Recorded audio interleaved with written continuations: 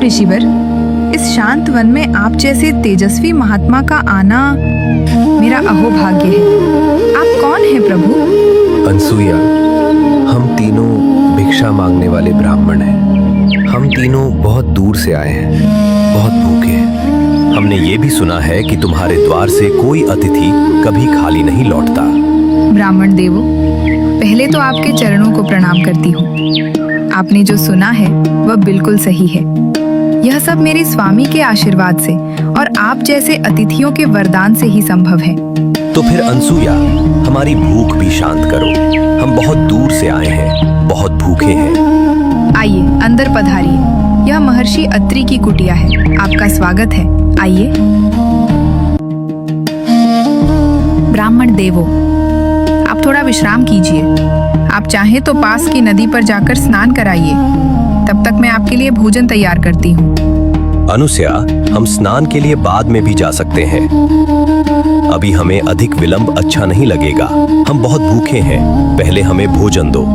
ये लो कच्ची सामग्री, इसे पकाकर हमें खिलाओ।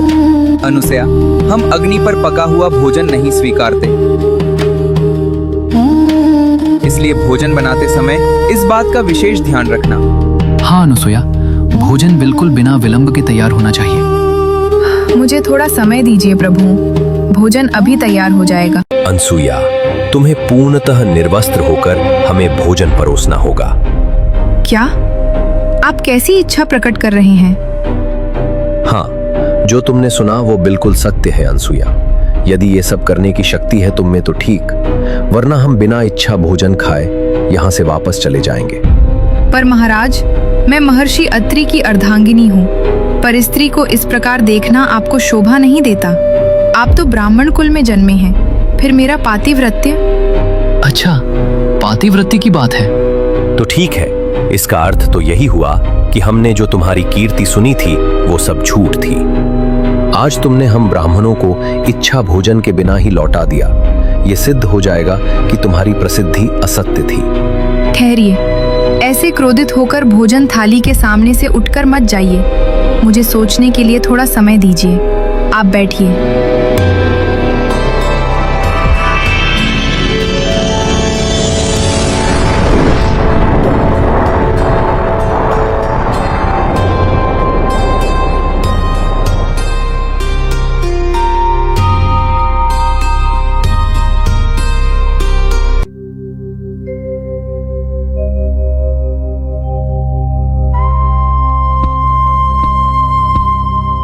अनुसुईया, तुम ऐसे रो क्यों रही हो?